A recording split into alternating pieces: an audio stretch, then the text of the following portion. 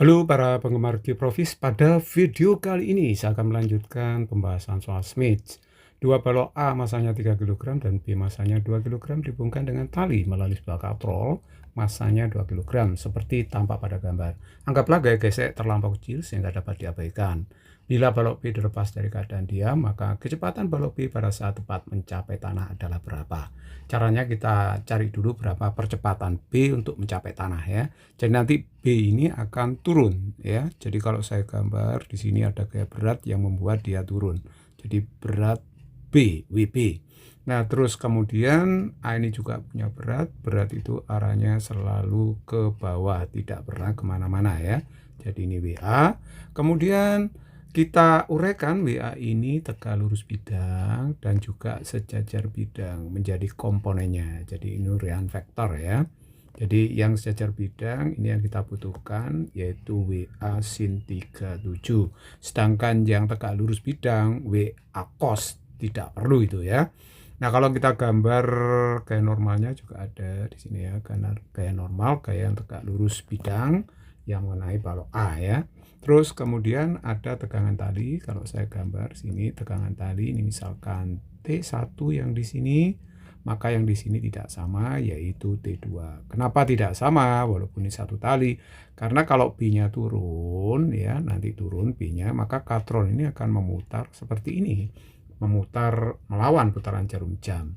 Jadi percepatan B nanti A, maka nanti balok A akan bergerak ke atas, percepatannya juga A. Ini sistem yang percepatannya sama. Jadi perhatikan ini masa katrolnya tidak diabaikan ya, masanya M. Kalau katrolnya berputar maka tegangan tali yang vertikal dengan yang miring ini tidak akan sama begitu ya. Nah, tapi kita hanya mencari percepatan aja itu gampang. Kalau percepatan kita menggunakan hukum 2 Newton sigma F per sigma M. Tetapi karena ada yang berotasi, kita perpanjang sedikit rumusnya. Sigma F per sigma M itu ada M yang translasi, ada juga M yang berotasi. Nah, kalau massa berotasi maka akan ada konstanta momen yaitu K gitu ya. Nah, karena ini dianggap silinder pejal katrol itu, nanti K-nya itu kita isi dengan setengah. Karena momen inersial katrol itu adalah setengah mr kuadrat. Jadi kalau gitu percepatannya, ini sigma F-nya WB ini searah percepatan positif. Sedangkan tegangan tali tidak ikut dalam sigma F karena selalu habis. Kemudian di sini ada WA sin yang berlawanan dengan percepatan, jadi negatif. Jadi min WA sin alfa begitu ya, dibagi dengan yaitu MA plus MB, massa yang bertranslasi, yang berotasi katrol. Jadi katrol itu K-nya setengah dikalikan massanya begitu ya.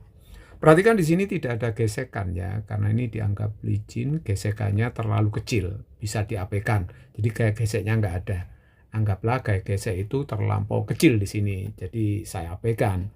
Nah, terus kemudian kita hitung di sini WB-nya. WB itu berarti M kali G. Jadi 20 karena masanya di situ adalah 2. WA-nya adalah 3, berarti 30. Sin alfa, alfanya di sini adalah 37.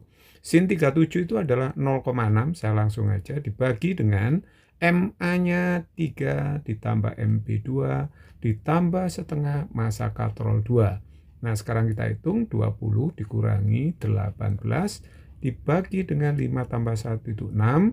Berarti kalau begitu ini 2 dibagi 6, hasilnya adalah 1/3 meter per sekon kuadrat.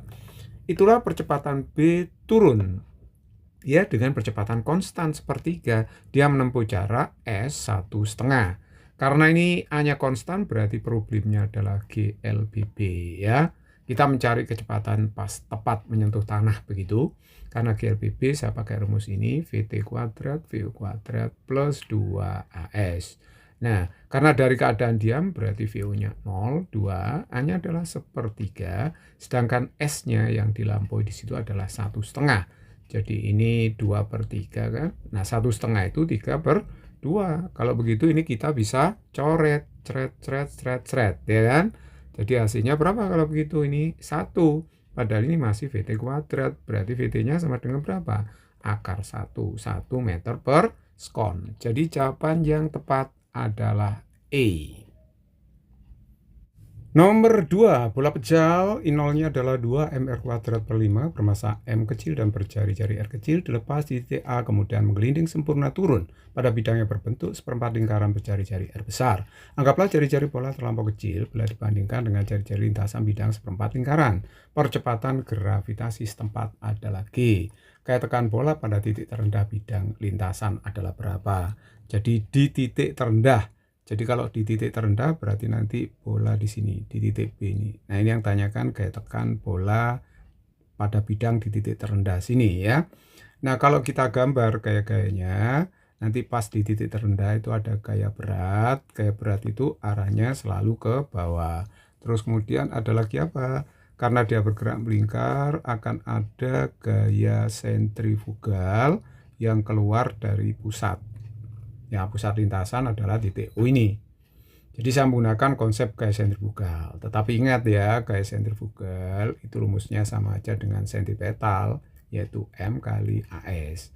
Nah, AS-nya itu ada dua rumus, bisa V kuadrat per R, bisa juga omega kuadrat kali R. Tapi nanti pakai V kuadrat per R saya ya.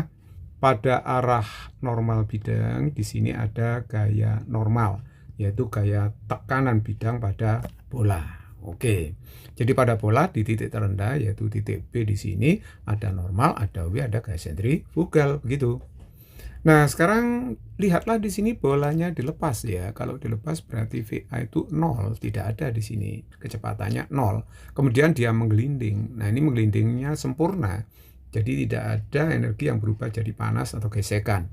Jadi kalau begitu, ini kalau menggelinding sempurna maka berlaku bahwa EM di A itu akan sama dengan EM di B. Tapi EM di A itu hanya ada MGH. MGH tapi hanya sama dengan R begitu ya. Nah kita tahu bahwa tadi dikatakan jari-jari bolanya itu terlampau kecil dibandingkan dengan jari-jari lintasan bidang lingkaran ini. Jadi ini kita bisa anggap bolanya itu adalah suatu titik partikel gitu ya. Nah, kalau EM di B ini di sini EP-nya nggak ada ya, karena di sini HB-nya 0, jadi tinggal EK-nya saja, tapi ini EK menggelinding. Ini kasus menggelinding, sehingga EK-nya adalah setengah MVB kuadrat harus dikali dengan 1 plus K. Nah, kalau Anda tidak paham rumus ini asalnya dari mana, silahkan melihat video saya yang lain yang membahas mengenai energi kinetik benda menggelinding ya. Jadi K di sini konstanta momen tergantung jenis bendanya. Kalau bendanya itu adalah bola pejal, nah nanti K-nya itu diisi 2/5 gitu. Karena tadi di sini ya, I0-nya 2/5, ini ada ya, 2/5 mr kuadrat ya kan. Oke, sekarang perhatikan baik-baik, M-nya ini bisa saya coret aja, berarti ini GR sama dengan setengah VB kuadrat 1 plus K-nya adalah 2/5 begitu ya.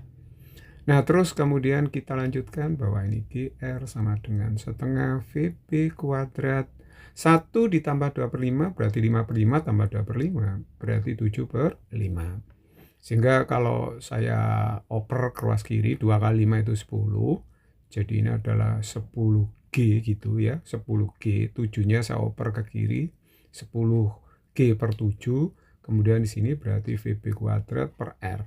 Jadi R-nya saya oper ke kanan. Ini persamaan 1. Oke. Nah, terus kemudian kita fokus pada pertanyaan normal yang ditanyakan bahwa di sini di titik B akan berlaku bahwa jumlah gaya yang ke pusat N, nah itu harus sama dengan jumlah gaya yang keluar yaitu W ditambah dengan FSF. Jadi kalau gitu ini W itu MG, gaya sentrifugal itu M kali AS atau ASF boleh ya, tapi rumusnya sama aja jadi M. AS itu adalah, sekali lagi ini AS itu sebenarnya nilainya sama aja dengan ASF, percepatan sentrifugal, berarti V di B di kuadrat dibagi dengan R gitu. Sekali lagi ini jari-jarinya bola ini terlampau kecil ya dibandingkan dengan jari-jari lintasan, jadi bisa diabaikan, akhirnya boleh seperti ini. Jadi jari-jari lintasan lingkaran itu adalah R, terus kemudian M kali G, M VB kuadrat per R yaitu 10G per 7. Nah, kalau kita lihat di sini, ini kan 7 menyebutnya, ini 7 per 7 mg, 7 per 7, berarti kalau gitu 17 per 7 mg gitu ya, kalau saya jumlahkan. Jadi kalau gitu jawaban yang tepat adalah D. It's very easy problem, not complicated.